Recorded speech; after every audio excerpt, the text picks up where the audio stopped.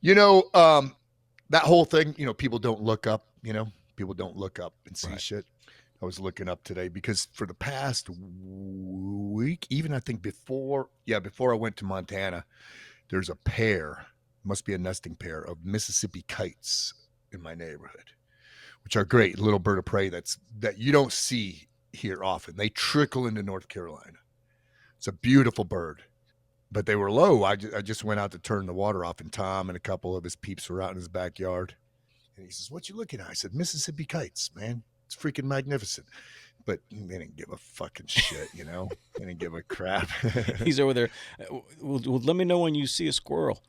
Right. Yeah. He doesn't give a shit. But gorgeous, man. I even ran inside, got the zoom lens, came back out. I got a picture, but it's still in the distance. I heard Rebecca did good live in Zoom. She did great. She's a fucking champion, man. She's a So champion. cool because she'd be talking about stuff. She starts describing it, so I'm like scrambling. She told me that you were bringing up pictures. She was, I don't know how it's easy to do, but like Gobekli Tepe or whatever, you brought a picture of that. Yeah. But then also on the Zoom, dude. Right. We went long. Yep. We went like almost 30 minutes over with. Yep, she told me that. With Wes and her. I did a podcast today early with a guy from the UK. It's the Pandora's Box. It was fun, man. It went 2 hours, bro. Whoa. Today was action-packed. I was busy from 7 until I think I stopped everything at 5. I was like, holy shit. Showered, sat in my recliner with a steak and some potatoes. And I said, man, I could take a nap now, bro. This is most everything was just catching up, the yard work and stuff. Because I had to edge, mow, everything needed watering. I had to put in more. I had to till more earth. Just one freaking thing after the other. But good, long, productive day. Was it good to be home? Yeah, man. Always miss home. Out of all the Montana trips I've done, which is a lot of them, this is probably the best one. Really? Yeah. A number of reasons. I changed shit up a little bit. Sluis went with his son, 15-year-old son. Okay. And Eric Davidson. So 2 guys from the squad. Right. I convinced them into taking a different route, still paralleling the sun, but something a little bit higher. Now, weather reports said that it was a real dry winter, not a lot of snowpack. Right. So we're humping in, and I get to my first stream that's on the map, and the water is dry. The stream is dry. So we kept going. We're getting higher and higher in elevation now, and the next stream was bone dry. Now we're a couple hours in. So I sit on the side of a hilltop, a lot of grass, spotty pines here and there, pulled out the binos and was looking at the river. And I saw what looked like the potential for a really good campsite. So they caught up. And I said, guys, here's what I'm thinking. I says, last stream was dry. This one's dry. We got 2 more, and we're going to go higher. Those are probably going to be dry too, and that's another 3 hours. We're going to be bone freaking dry, and we're getting further and further from the river. What do you think about changing shit up? And what I'm thinking about is going down there. And they all got their binos out and were looking and everything. And it was easy sell. I was so happy. What did they went say? off the plan. Well, I don't know. They could have said, nah, let's go see. Let's go to the place that we went last year, Yeah, but you could have quickly turned this into Lord of the Flies and just right. Yeah, you can go in my way. Yeah, but shirts versus skins, effort, Yeah, right. Yeah, it was an easy sell. Eric was immediately. He says, "Hell yeah, I want to change the scenery." Yep, and then Sluis was not a hard sell either. We got down there about a kilometer. We walked. We're glassing, but it was about a kilometer away, and ran into a beautiful freaking site. Spotty pines, shade right on the river. So we got a view of the river on one side, a view of some of the foothills on the other. Every night, herd of elk coming on those foothills.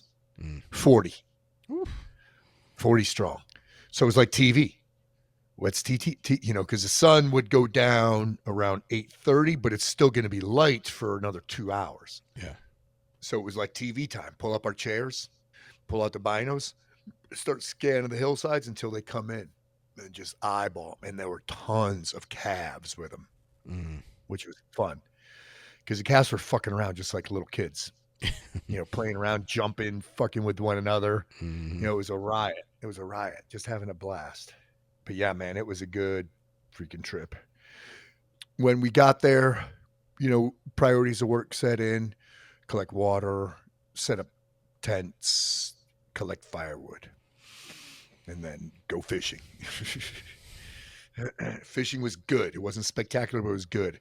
I caught about 25, but I had like 50 almost on top of that, where they're on, but they get off, that kind of thing. So still a thrill. And then the weather was sketchy, but not horrible. Day 1 and part of day 2, it was pretty warm. And then it got kind of chilly. It was jacket time. And then Gore-Tex had to be out because one storm after the other would come in. So you could see them coming. And what Eric loved is watching the wall of rain because you could see it, Yeah.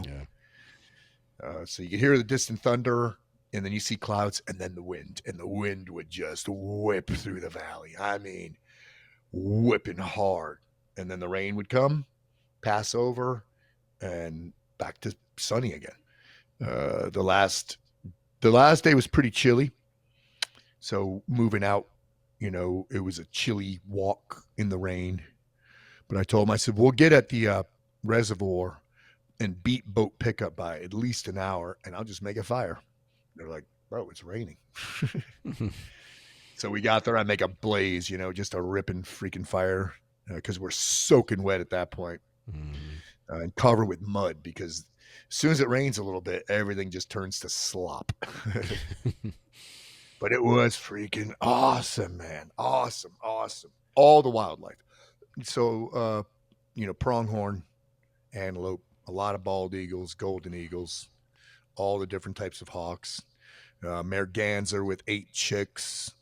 Even on the move in, as we're moving in, Eric yells to me, can I look back? And he's pointing, and bighorn sheep and her young calf, or her young calf, yeah. So a ewe and a young calf come running right between us. Wow. I was like, she was right there, right in our shit. And then with the elk, we counted, same herd, estimated 40 would come in every night and then leave in the morning after sunrise. It was spectacular. So they crash all night out there. Yeah, they would stay up and probably bed down, at dark, nice safe area for them. Securities in numbers with herd animals, Didn't see any grizz. It was cool too.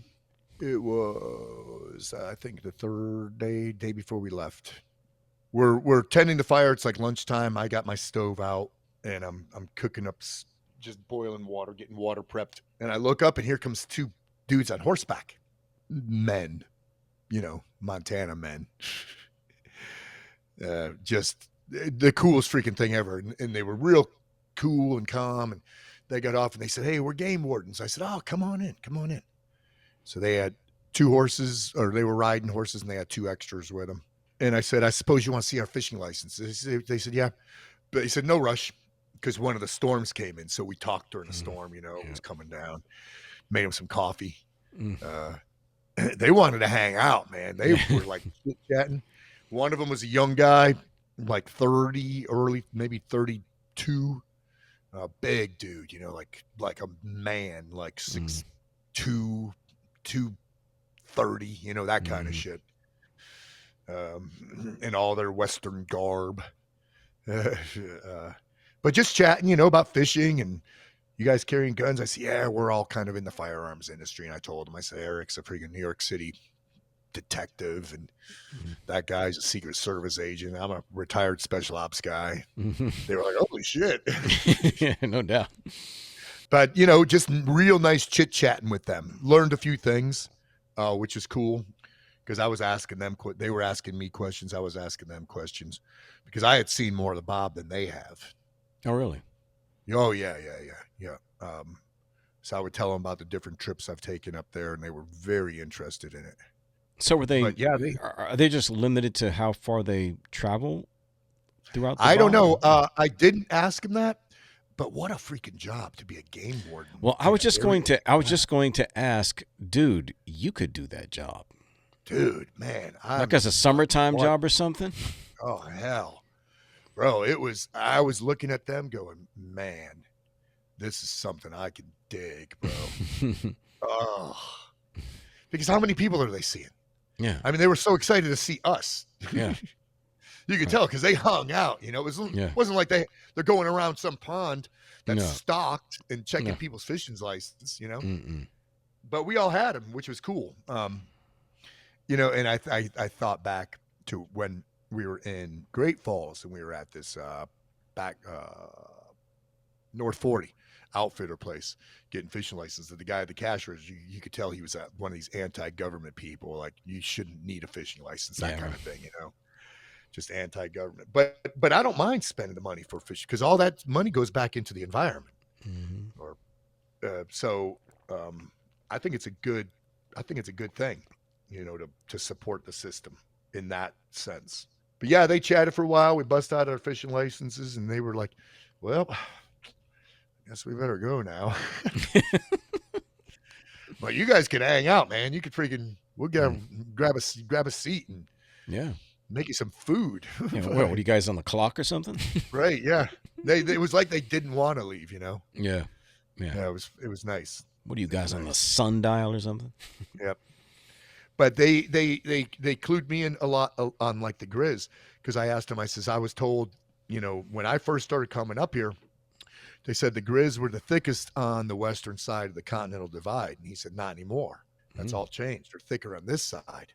He said, but you know what? You probably won't even see any right now because in the past couple of years at this time of year, they start going down in elevation, like to almost to Great Falls because farmers are planting and they have seed and they have all these goodies, you know?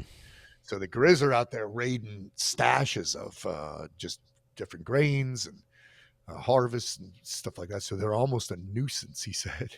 Oh, really? Down in the plains, yeah. I was like, holy shit, really? So they go vegan for a while. There's so many of them, man. There's so many of them. Well, they're opportunists, you know. They're omni. They'll eat meat and destroy an animal in a heartbeat, but you know, they're fine with eating grubs and moths too. They'll eat what? That's got to help when it comes to when things are scarce, you know. I loved living vicariously once again through Eric, you know. I mean, he was just like, he was looking at stuff and he was like, this place is fucking amazing. It's freaking amazing. You know, every little thing we'd see, it's like, you're only going to see that here. You know, sandhill cranes coming in every morning too. And they're loud, man. They're fun to watch. They're like pterodactyls. How does Lewis's boy enjoy it? He seemed to really enjoy it. Yeah, he had no problem, you know. I mean, kind of typical 15-year-old, but what I told Sluice, what impressed me about him is he had no problem chewing the fat with like three older badasses. You know what I mean? Yeah. I think when I was 15, I would have trouble with that a little bit. I wouldn't meld as much, but he had no problem with it. He loved it. He's a good kid, solid good kid. And he was, you know, anxious to learn stuff. So I did a lot of teaching different things up there. Man, it was freaking great. It was a great trip. Good. And a little bit easier too on the walking. Why is that? Because we didn't go as far. Oh. Yep. You went a kilometer this way instead of 3 hours that way. Yep. So I'm hoping to return to that same place next year because damn, it was freaking spectacular. Yeah, podcast this morning was fun. It was a guy from the UK. The podcast was called Pandora's Box. A lot of copy and paste, but a few different things too. You know, he was a good host, but we went, solid 2 hours because we get on some topics and I'll just talk for 20 minutes straight without him breaking in. Right. You know what I mean? That's how I do the podcast. I mean, he'll ask one thing and I'll say, oh yeah. Let me tell you about that. Before I do, I need to backtrack. I need to tell you the backstory, you know, that kind of stuff. And it'll take a while. Yeah. But I got done with that. I was freaking tired because I didn't eat any breakfast, you know, and I was up here going, oh shit, man. I got no breakfast in me, just a cup of coffee. Ooh. Yeah, talking or teaching Yep. is taxing in a different way than you might anticipate. Right. It can be tiring. Just like doing a lot of creative work is not easy No. because so much of that requires being in a zone of sorts, you know. And Yep. if you're constantly interrupted or you have to task switch and all this sort of stuff, man, and then keep going back, like if I had to go from here, for example, and go lay out a brochure, Right. you know, Yep. it's not like, well, that's not hard work, man. Oh Oh well, yeah, no. Yeah. no, dude, tell me, I got to go dig something up outside. That's easy. Right. Physically, it's That's therapeutic too. yeah, it's the, but I, Yeah. but I, Putting a pickaxe in the earth. yeah, I would much rather do that than freaking yeah. There's like no do thought. yes, the podcasts and and even writing. It's like, oh Yeah, shit, man. Whew, this is gonna smoke me. I'm gonna be exhausted. yeah. So there's so many things that I'll like. I could make my tomorrow easier if I did them tonight, but they're all creative Mhm. stuff, and it's like, I gotta wait till I'm fresh, man. you know? Right. The other thing I really look forward to whenever we link up again, telling you about the Randy Bly visit. Yeah, I mean, I did a little bit, yeah. but it was such a pleasure, man. He was such a just a. There was so much common ground there. Another thing is, so I did, BDS. I posted this morning Yeah. all the from the Bob, which seemed to, even though I'm getting censored again, they're starting to take away followers again. IG Yeah, is, yeah, yeah. but it's still got a lot of traction. That Mm-hmm. one. Man, I'm fixing to get on a rant here a little bit. I told Rebecca when I came home from this trip, I said, Rebecca, I mean, she knows this, but I said, I am different than most people. And she goes, yeah, I know that. I said, like, I'm like way different than most people, especially if you're in like an airport where it's all thumb people, they're just thumbs. Mm-hmm. There's nothing distinct. They're just sheeple, just a Mm-hmm. bunch of sheeple. They're all the same. They're copy and paste people. They're pale and overweight and just nothing distinguishing about them, nothing. And there's lots of them. Just the airport MSP was just flooded with them. I remember walking when I came home with my tiger stripe shirt on and nice shoes and good pants, and hair combed and groomed after getting out of the Bob, walking through that airport, with purpose. And I'm looking at people because I want to see if anybody was awake. Remember from because the last post before that. I Mm-hmm. hope I see you today. Yeah. I was really hoping somebody would say, hey, I recognize you. I Mm-hmm. was really Yeah. hoping from that post somebody would say that. Yeah. I recognize you because people who are awake recognize one another. Mm-hmm. I didn't see anybody awake, but I saw a lot of people looking at me like that guy's freaking different. And Mm-hmm. just little shit like, so you go through the security checkpoint and you got your shoes off and you're in the fucking machine, doing that Mm-hmm. gay stuff. And you come out and you grab your bin, and I grabbed a bin over on this conveyor belt, and there's another conveyor belt right here. And there was a woman in front of me. She went to that one who's got a small child. I mean, little, little child. And I'm like, damn it, I wish she went to the same one so I could help her. Yeah. So I grabbed my bin, I set it down. Now I'm looking at her, and her bin comes out. How do you grab a bin? You got a little baby. How do you grab a bin? How do you grab a bin? Can't. Now there's a wall of people blocking her, waiting for their bins to come out. And she's struggling. Ugh. And I just said, move. I walked up and said, move. And people parted. And I said, let me get that. Nobody was freaking doing shit, Nobody does shit, They're all about self. Oh, yeah. Me. And we weren't born into that. We have developed into that. Oh, We yeah. have devolved into Yeah.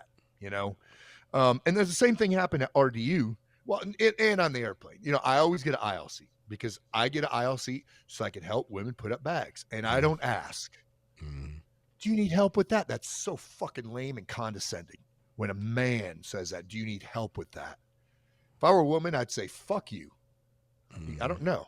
I don't ask. I just say, let me get that for you, please. Mm-hmm. And every time they say, absolutely. And these are, some of them are fit. They could handle it. It's not the point. Plus it's odd. I just think it's odd.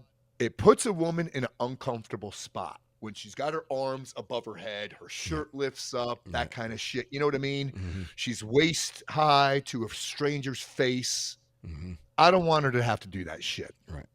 So let me get that. So in my section, I stowed 3 of them. I used all my points and flew for first class. I'm bougie now. I've flown first class for so many years. Mm-hmm. So I stowed 3 of those. The last woman who came on, she thought I was hitting on her because she kept freaking looking at me. I was like, dude, no, I'm going to sleep. Mm-hmm. But I am different than most people. Even coming back in RDU, I'm not at the the carousel. The carousel also, everybody crowds the carousel because your bags will come out quicker if you crowd the carousel. Yeah, that's yeah. a known law. It's a law of physics. Law of physics, right? Right. Your bag comes out faster if you crowd the carousel. Yeah. So I'm at that carousel, and there's another woman with baby on front, and it's a little baby, and I'm way back by the oversized baggage, and I'm watching her. I'm just watching. And I see her, she eyeballs her bag, and now she's following it, but she can't get in there past the people, and she grabs it once and has to let it go, and she walks around. So I beelined over there. I sprinted over there. I said, excuse me, I got that. And I'm not asking, I don't want to fucking thank you. I want these other dickheads to see that there are other people in the world who are not just all about self and are myopic and can't see the forest through the trees. I got another story for you, flying story. You're going to love this one. Oh, man. You might get secondhand embarrassment from this one. Hold on. Let me freaking take a swig here. These will make good clips. Yeah.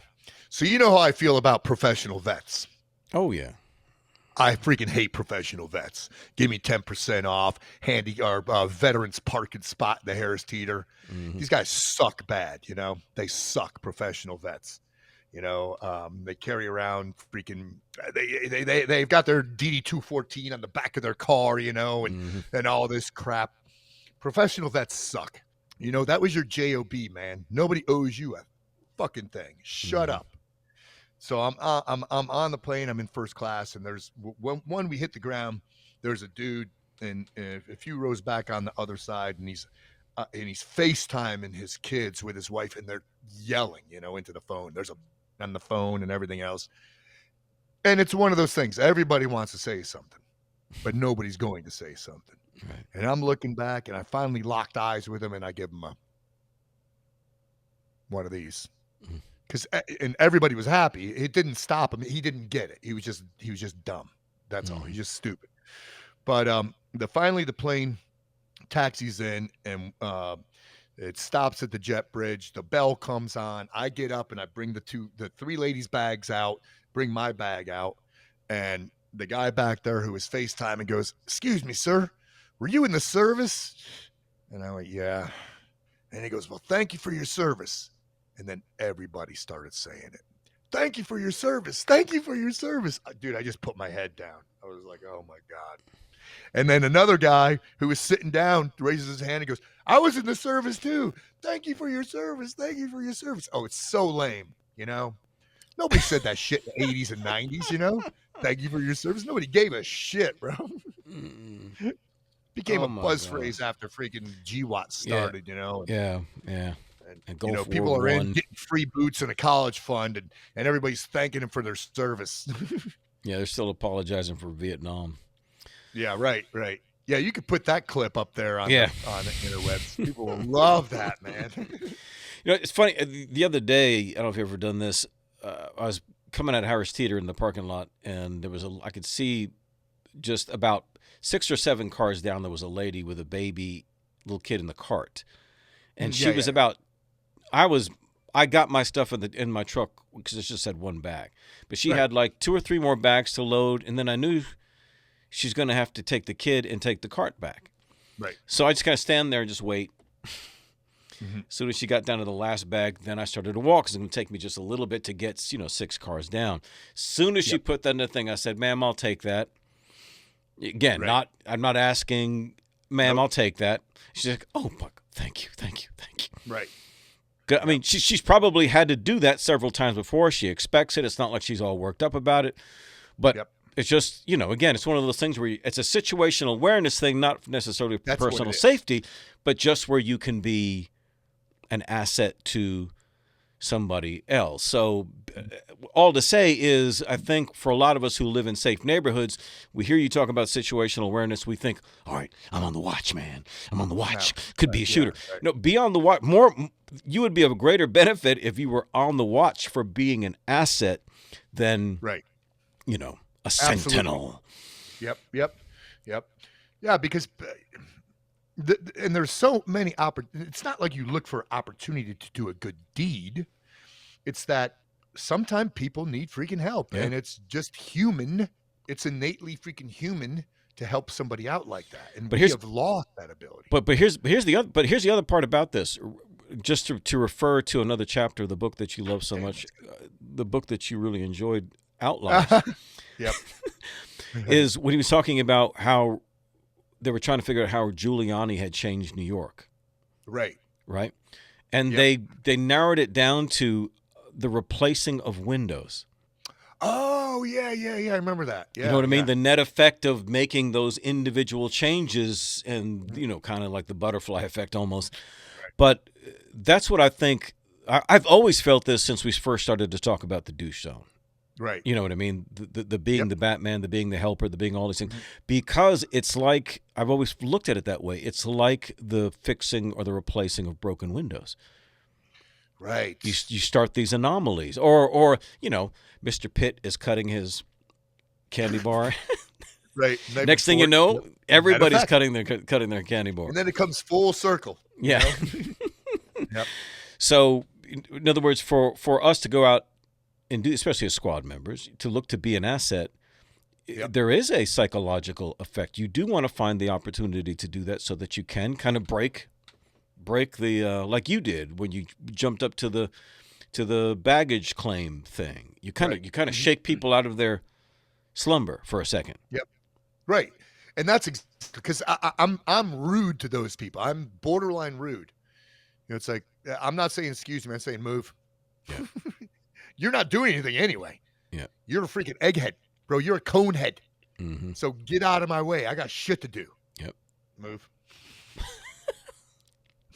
Good. It's kind of subliminal because it doesn't register at first. When you do that low one, move.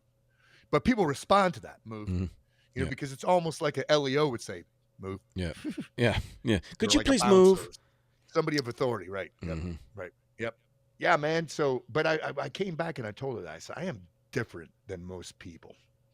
Sometimes I don't realize that until I'm out I don't get out in public a lot. Yeah. I don't get out in places like that a lot and just look around. I did see a few people who are awake, which was cool. Here's another anomaly now. This is a new one. I realize this, doing human, I love to read humans. Like humans, I like to study humans because we have changed so much in the past few years. Now, here's what I noticed. I saw this 3 times in airports. Me going like this is now suspicious. People would glance up and look at me and go, why are you not on a cell phone? Mm-hmm. Why are you looking around? I'm not going like this. I'm just interested. I'm just looking at people, and every once in a while, a nod to somebody who's awake. I'll thumb through a book, and I'll keep it up here and just look over the book. But it's almost rude now. That's what I saw. Mm-hmm. I saw people looking at me like I was rude for paying attention. Mm-hmm. How about that? That's a fucking thing. I guarantee you're going to hear about this someday. Oh, yeah. There's going to be a study on it. You're suspicious for being awake. Right. Yep. This is man, it's going to be a suspect. Somebody's going to say that. Yeah. There's going to be some news program on it about. There's this guy, he's just standing there and he's kind of looking around and he's not looking at a phone or anything. So he's not occupying himself. So I feel like he could be a threat. Yep. Or just different. They looked at me like I was an anomaly, or not a threat, but rude. That's how they were looking at me. Right, They but weren't looking at me it'll because they don't have the become the whereabouts. other. They don't have the whereabouts or the wherewithal to deduce whether I am a threat or not. They just looked at me like, you're fucking weird. You're kind of rude because you're looking around. And even if they glance up to like rub their eyes and they see me looking at them and I just give them a little nod, it's almost rude now. But I was explaining to this guy this morning on the podcast, the Brit on the Pandora's Box podcast, that being either part of the solution or part of the problem, part of the problem or part of the solution. We could all piss and moan about shit because I alluded to him because he was talking about, what he said? He said, yeah, kids aren't curious anymore. And I started going, like this. And he was going on and on about it. I says, we could be part of the problem or part of the solution.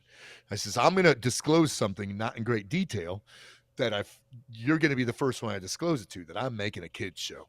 And he was all excited, But, no, there's I want to be part of it. I want to be part of the freaking solution, man. Yeah, well, that's why you're wired the way you're wired, bro.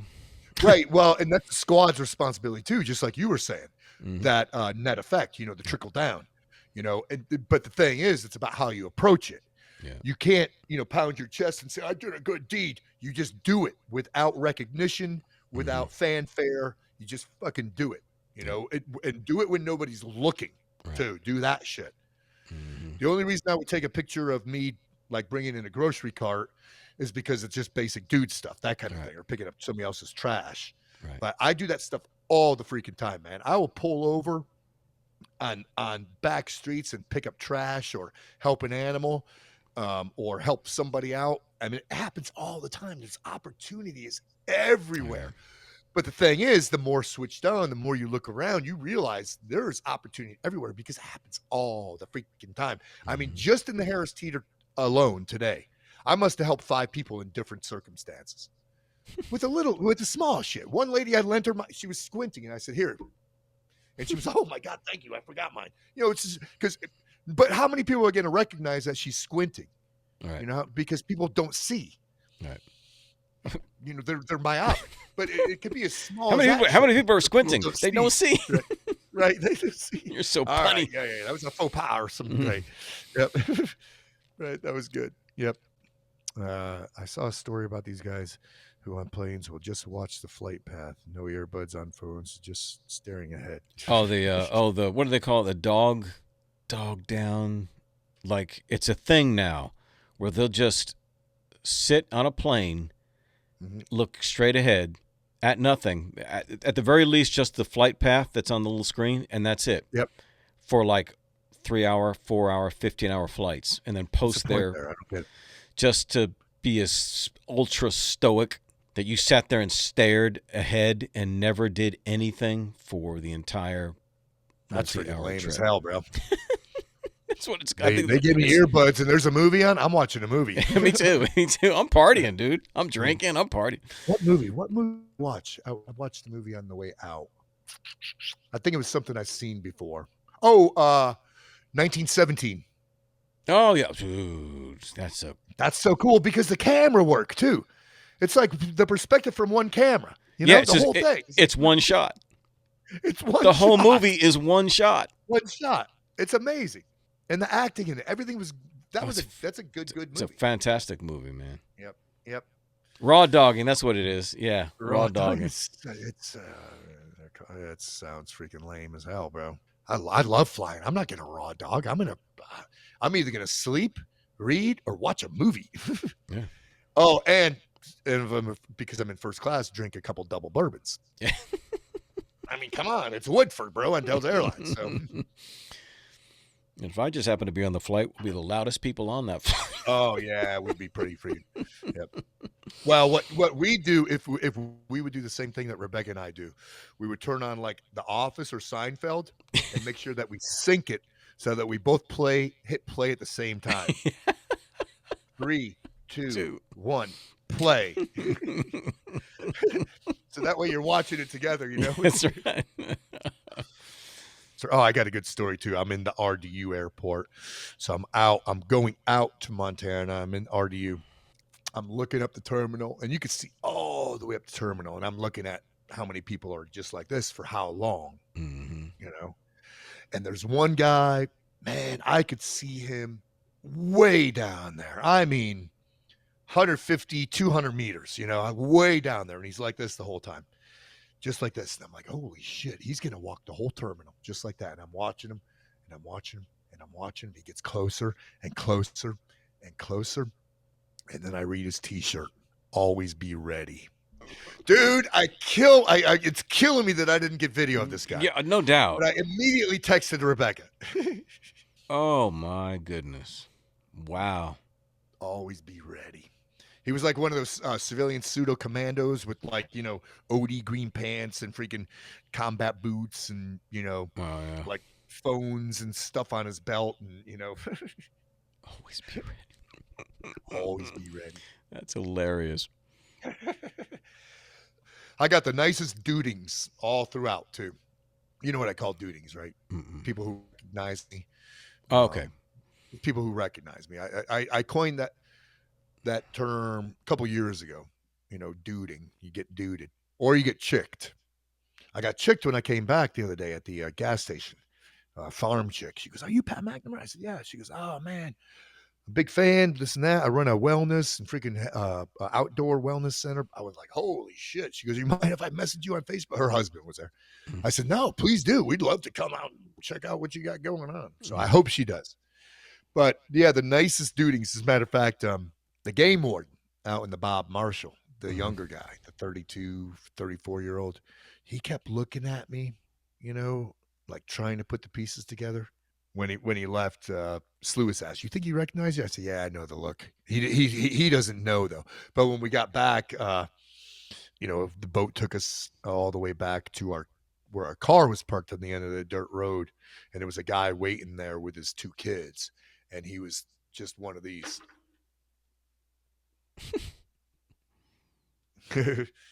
But it was nice. I got a bunch on the airplane. One in Augusta. Augusta is a town of 500 people, out in the middle of nothing, a little cowboy town. But I was walking across the street, went and got a cup of coffee, and I'm walking across the street to the rental car, and some dude pulls over and jumped out. Super nice. I was explaining that to Randy Bly about dudings because he doesn't have the same luxury that I have. He's a rock star. Mm-hmm. I am very fortunate that I don't attract douchebags. My brand, my message. I don't attract douchebags, but he gets them all. Oof. He gets the full spectrum. Really cool people and total freaking douchebags. Oof. Like out to dinner with his mom and people are coming up, "Randy fucking blah," shit like that. Fucking fuck, you're the man, fucking. He's like, "Dude, I'm eating dinner with my mom." Fucking sorry, man. Yeah, Fuck, right. Sorry. Yeah, right. Fuck. Oh shit. The podcast guy this morning asked me an interesting question. I had an interesting answer for him. He had at the end. He says, "I got some questions. Favorite beer?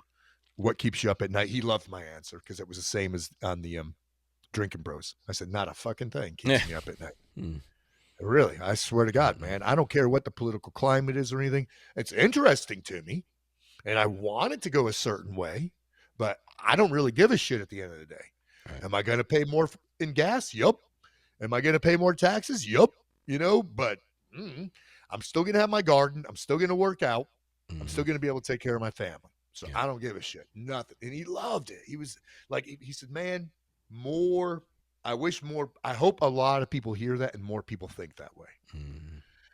But one of the questions he asked me, he says, because he didn't say metal, he said top 5 musical bands, your favorites. You could probably, I bet you could pick at least 3 because you know me well enough. Yeah. You might be able to pick all 5. Go ahead, Siege. Take your time. Shit. Come on, man. You know me, bro. Well, obviously Priest. All right, Priest. Megadeth. Megadeth was a tie. I did not pick them. Oh, okay. It was a tie. Yeah, it was a tie because I was like, damn, man, this is tough. I said, I want to put Megadeth there, but instead I chose a one that started in the 70s, and we talk about them all the time. Okay. Rock and roll. Oh, so the Who. Yeah, The Who was my number one. I said Okay. that was my foundation. I Yeah. know every lyric, every song, every album, that Yeah. kind of thing. So I went Who, uh, Priest, and then of Oh well, course I mean, for you to say Megadeth tied, so now I'm thinking, okay, well, shoot, now I have to think a little broader. right, What yeah, he's yeah. thinking. Well, because the thing is, he said bands. I Yeah. said, so not just metal genre. He goes, no, no, no, no, no. He says, in your life, that kind of thing. You see, I had this conversation the other day. We were talking about, okay, It was I tough, could, I could tell you, okay, these are my top 2 or 3 bands, but right? I think the Beatles are the greatest band. Yeah, but they're not even. I don't have any. I don't. They are right, But but but I but don't care about them. I really right, don't. right. But Like it's so, kind of so in like other words, AC/DC. yes, in other I words, don't care. what are the top musical bands? It's like, okay, well, No, you but mean favorites, favorites? favorites, right? Like because a lot of people they put AC/DC way up there, where you and I are like meh, you know, Yeah. with No, something I like mean you're that. going to have the obvious things are going to be anywhere from Metallica, Van Metallica was Halen. definitely one of them. I said because they were groundbreakers, man. They Yeah. broke freaking earth, in Uh, 1983 with something completely different. right. So and dude loved that. He goes, yeah, we the Brits in the U.S. So many times, took the throne. Yeah. With the Maidens, the Priests, the Black Sabbath. Then it came the Metallicas, the Megadeths. The Hmm. big freaking Right. mega metal bands. So yep, Metallica. So Metallica, Priest, The Who. Yep, yep. Man, are you going to have LOG on there? I had Lamb of God, and this I'm going to tell you the last one was Van Halen. See, that's what I was going to say was Van Halen. Well, I kind of Well, said, because it was such a life changer yeah, for me. yeah, yeah, yeah, dude. No, no, my 2 most favorite bands are Metallica and Van Halen. Right. But All right. Yeah. early Yeah. Metallica, early Van Halen. Right. You know. Well, I think those are solid answers. Yeah. And the reason I said yeah, right. As far as metal band, I just think that Lamb of God has so much more hunt. They have so many more years ahead of them, and I don't hate anything that they've done. It's like, damn, man, this is good stuff musically too. They have the best Yeah. guitarists, the best drummers. They recruit from a Right, right, right. The question would become why them and not Pantera? right. Well, Pantera was a little more short lived. Yeah. Pantera did a lot for me because they saved me in the 90s. Hmm. And I talked to that guy about grunge and all that. We went on and on. We were cracking up. He says, are there any grunge bands that you're indifferent or that you don't throw into the mix? I said, well, you can't. I said, Alice in Chains, Yeah, and he says, yeah, that's the one I was talking about. yeah. I says, yeah, but they weren't really grunge, Hmm. I mean, they were in the grunge scene, but dude, I love Alice in Chains. Hmm. And he was so happy that I said that. He was like, Yeah. oh, thank God you said that because man, I don't know if I could live, if you told me that you thought Alice in Chains sucked. Hmm. But it was fun. He had some good questions. I thought I like that one though, Yeah. Because it wasn't he didn't say metal. He's a metalhead. He is. This guy was a metalhead. I like that because he says, what do you listen to? And I said what a lot of times when I'm at home, man, I love the 70s stuff. Hmm. And I went on and on about like Deep Purple. I said, when you listen to Child in Time by Deep Purple, when Ian Gillan, dude, I mean, it is absolutely freaking mind blowing what he was doing way before electronics and auto Hmm. tunes and fancy studios. This band was and he brought up Cheap Trick. And I said, right, there's Yeah. another one. And he I went love Cheap on Trick. and Yeah. on about Cheap Trick. How they never get the credit that they deserve. Right. I said, but you know what? A lot of bands cover a lot of their songs because Hmm. they know they're good freaking songwriters. A lot of metal bands. I mean, what's Metallica done? Like 3 of them by Yep. Cheap Trick, Hmm.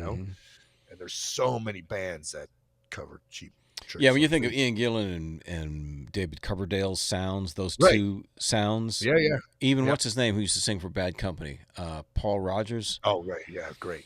Yeah. just great vocal. Yep. But I mean, yeah, listening to 70s rock is Mhm. good for your brain. Right. But I mean, really listen to it. If you have to get headphones or whatever, That's what I'm saying. Really listen really to listen to it. it. The last time I listened to Child in Time, I was asking James because James, dude, he has got an ear for music. This kid, I mean, he's going to school for music education and music theory. And I love when we're together in a car and Meshuggah will come on. He goes, "Oh my God, this man is so technical," and he'll break shit down. I'm like, "Yes, I understand that they're technical, but I don't comprehend what you're hearing even." And I like to boast that I'm hearing all of this shit. Yeah. So he's got an ear for the technical, good songwriting, and he knows what crap is too. And we agree on all of it, on the garbage. Yeah. But I remember we were in the backyard one night, and I had my stereo, my box out there, and we were listening to tunes. And I said something because he's got an ear for music. He has discovered all the bands without unsolicited. He just discovered them on his own. Yes, and Rush, and just all these bands from the past. I cranked up Child in Time for James, in the backyard, and I could see his gears turning because he listens to music. That kid freaking listens to every single damn component, but he was like, "Oh my God, I have so much more to learn."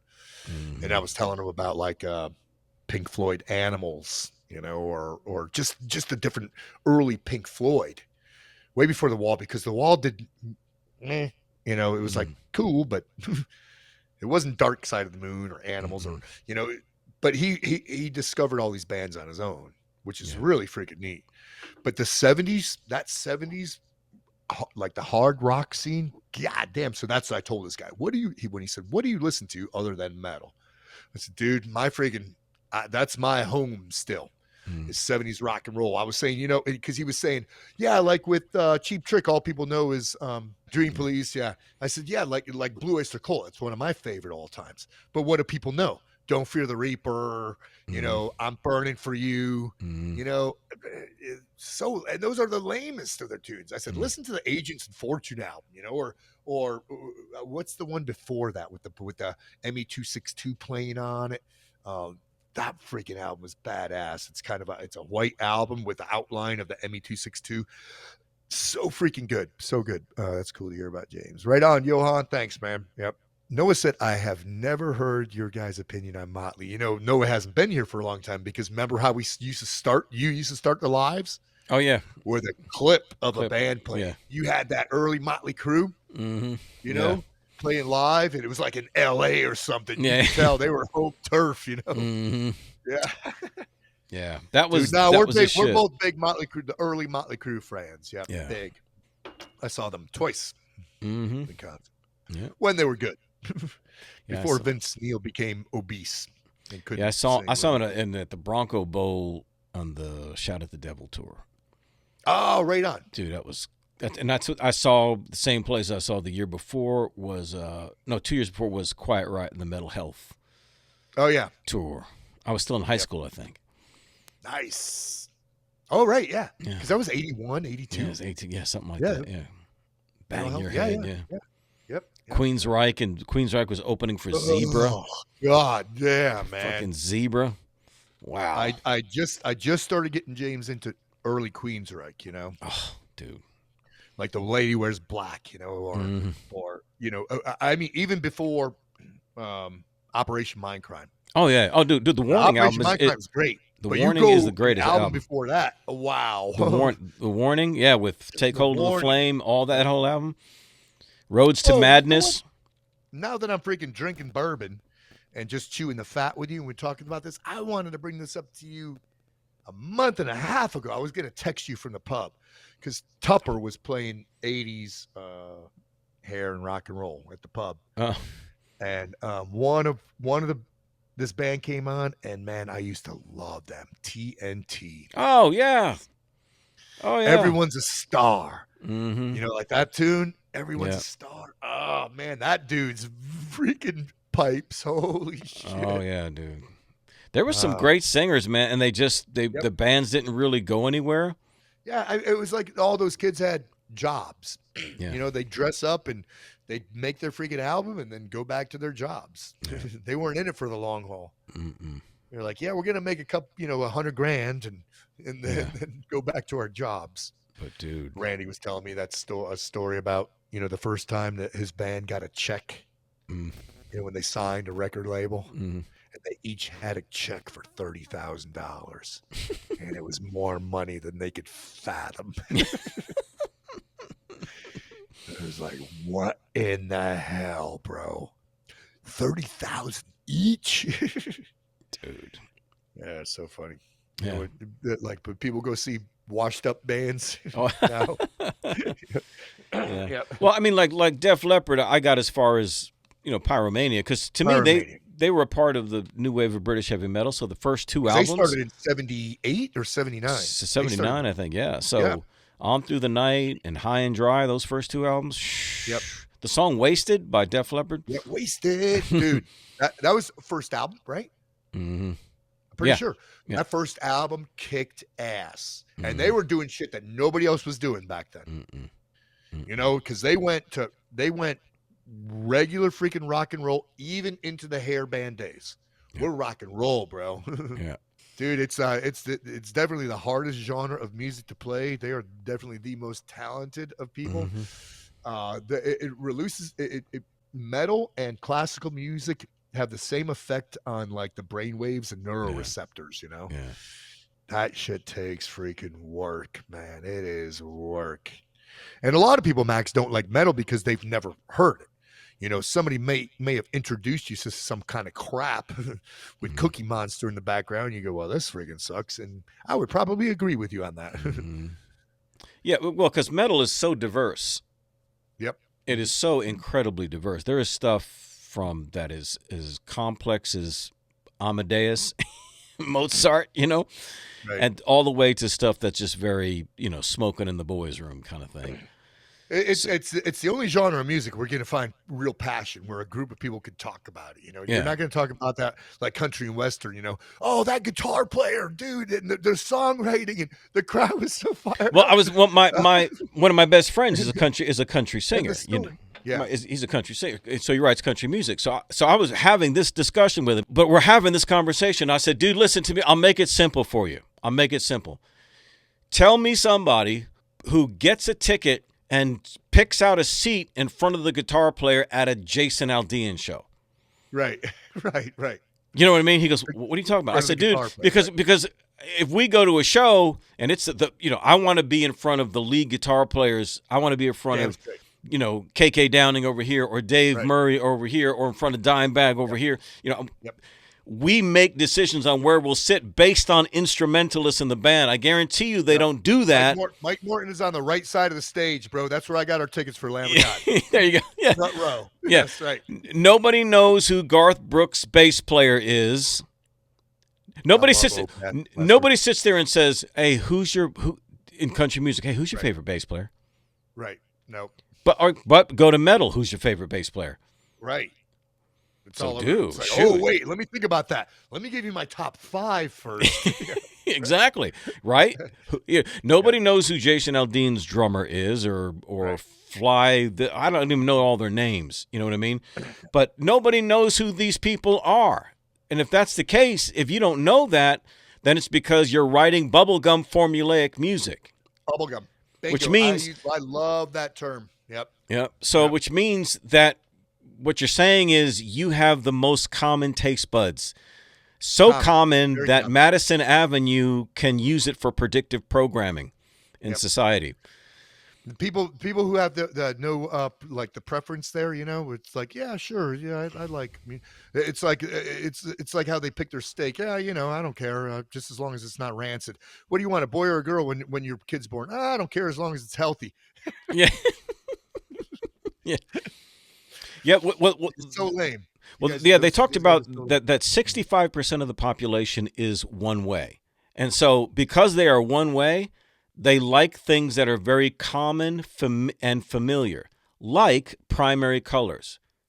And so that's why fast food restaurants will always use primary colors: red, yellow, blue, green. They're not going to use pinks and all because it's too unique. You have to appeal to that 65% of people, because common colors and common this, and you shop at Kohl's and you eat at Olive Garden and you do this and you do that, and all of that together, because you've got to have security. And those 65% of the people aren't business starters. They've got to have a paycheck. Yeah, right on. Yeah, I'll go to a country show. I mean, dude, when I saw like Hank Jr. live, Mm-hmm. that was a fun show. But Mm. he played all of the instruments, right up to a grand piano. You know. Yeah, yeah. When I ran the venue in Texas, they hate Nashville down there, so it's Right. what they call Texas country or red dirt. Oh yeah. So they're like the hardcore of, they're like the metal guys of country music. So they all are neo like outlaw bands. rockabilly. Yeah, Rockabilly. so they're all neo outlaw. You know what band? It's kind of in the same. Was Bread? Remember Yeah, Bread? yeah. Yep. Yeah, that's the same genre. Yeah. Yeah. Dude, I'll take 70s pop. I'll take 70s, 70s soft pop, rock. forget about You it. give me Yep. some yacht rock from the 70s. You give me some Ambrosia Player. Yacht rock. Baby, come that's back. what I was- Right. Yep. I love that Oh, stuff. yes, yacht rock, bro. Mhm. Yes, it's good. Yeah. Remember way back when we first started this, Mhm. I put up the gateway drugs for metal for the Yeah. squad to listen to, Mhm. and I had a series of them. Who else is in that genre? We've read the Supertramp. Carpenters, of course. Maybe Carly Simon. Carly Yeah, Simon, Carly Simon. Yeah. right? Yeah, Yeah, all those that Southern California. Now you're getting the Eagles and Poco and right. Poco. yeah. Yep. Mhm. Yeah. I dig all that stuff, man. All that stuff I could listen to. I mean, it's background. It's you know, background, it's cool. yeah. Right. Yeah. Yep. I'm not sitting there, let's check out the drum roll and Yeah, I'm not gonna say, dude, Hotel I have to go to California. this concert. I have to go to a freaking like James Taylor concert. Mhm. I'm sorry. Neil Young, Oh, George, Yeah. what was it? Van Morrison. Little River Band. There's another one, right? Yeah, Little River Band. Yeah. Lester just brought that up. Marshall yeah. Tucker. Marshall Tucker was good. Oh, I loved Marshall Tucker, bro. But the thing is, they could rock. Yeah. You know, Greenfields and what's that? What's that one? High. Anyway, Marshall Tucker Band. They could freaking jam. You know. So what about that Grand Funk tune I posted the other day? Dude, stop. You need to send me that again, or what the? I watched that 3 times all the way through. It's so stinking good, dude. I watched that 3 times through, and I was like, oh, I got to remember to watch that again, or to check the song, or so I could show James. But it's on your feed, right? It's on Metal Motivator. Yeah. I'll get it. I'll get it to you. When I was in elementary school, I liked Grand Funk. Yeah. But that's another band that people don't know about. What do they know? They know American Band. That's it. It's the only one they know. That band. Wow. That tune was so funky. Mm-hmm. And funky, bro. They were. Wow. Yeah, it was a good. That was a live studio performance. Dude, yeah, that was vicious, dude. That was freaking You have vicious. no idea the effect that had on me. Well, you did, because I think I made a comment immediately. Yeah, but it's like with me, I'm just if I see something that's really, really good, I'm posting it. Yeah, Brad, I'll tell you what, Brad, I used to book Cody Jinks. The first guy he mentioned on that list, I used to book Cody Jinks, bro. Cody Jinks played for me every Thursday night at Bronson Rock back in 2012, 2013. And that's when I got turned on to Red Dirt, was from Cody Jinks. But Cody, my best friend Todd in Texas that I always go to visit, he sang for several years in the Metallica tribute band called Alcoholica, right? Mm-hmm. The singer before him for Alcoholica is Cody Jinks. So this country Red Dirt guy used to sing for a local Dallas Metallica tribute band called Alcoholica. So yeah, Cody used to play at our bar, man. He was popular, but nobody knew who he was outside of Texas. I mean, well, they did, but I mean, he wasn't. Now he's freaking huge. Now we're just naming bands, Lester. I mean, good. There's a lot of bands out there. Gordon Lightfoot's good. Yeah. But what was his name? There's a band. I mean, we could say Gary Wright, or I mean, there's so many freaking. Hey, did you like the Babies? Yeah, of course. The Babies is another one. Yeah. I mean, there's so many of them, bro. I like the Monkees in the '60s. I love the Monkees, dude. Dude. I love the Monkees. Now we're in the weeds. Oh, I'll give you a red dirt guy. I got to send you this video, Mac. He's a guy named, we booked him in at the bar. Dude, he is the biggest hellraiser. Name is Jackson Taylor. And he's got a song called This Ain't No Country Song. And all the dudes are wearing corpse paint. Oh, right on. Cool. Yeah. And one of the dudes the bass player's got like a Pantera hat on. And like when they came out and played for us, the guitar player playing a beautiful Telecaster, Lamb of God shirt on. But, nice. But they are country as hell. And so when me and Todd, my buddy, we went back to greet them in the green room after the show to pay him and all that. Yeah. He as soon as he saw us come in, he goes, "Now here's two boys I know party." He's like, "What y'all got? Y'all got any blow?" I said, "I ain't got no blow, bro." No blow. He was ready to party. I got a flatfish of whiskey in my pocket. A flatfish. You ever remember that? You ever call them flatfishes? We used to sneak them into concerts. Yeah. Flatfish, because you could like put them in your shoulder pads of jackets. Yeah. Because nobody clicks on top of your shoulders. Mm-mm. This has been fun for us. I don't have a lot much more to say right now. I texted Mac. I texted Mac this morning and I said, "Bro, no Q&A tonight. We're just gonna chit chat. Not sure how many people will be on, and yeah, they're lucky. There's only a couple of us on here, folks." I said they're lucky to have us anyway. Yeah. I always appreciate the squad here chiming in, especially when they chime in. Yeah, I'm gonna watch with Rebecca. We're watching Narcos. Oh, that's great. Yeah, the first one. We're just the first season. Oh, yeah, we're on the first season right now. It's so good. And I'm like, Rebecca, I have to watch more of this. This is good. So good. Yep. Well, because the unit had a big hand in Pablo too. I mean, I know DEA got all the credit for it. Mm-hmm. I'm not at that point in the series yet, but yeah, man, it's really freaking good. That dude is a fucking businessman. I'm glad they're, showing.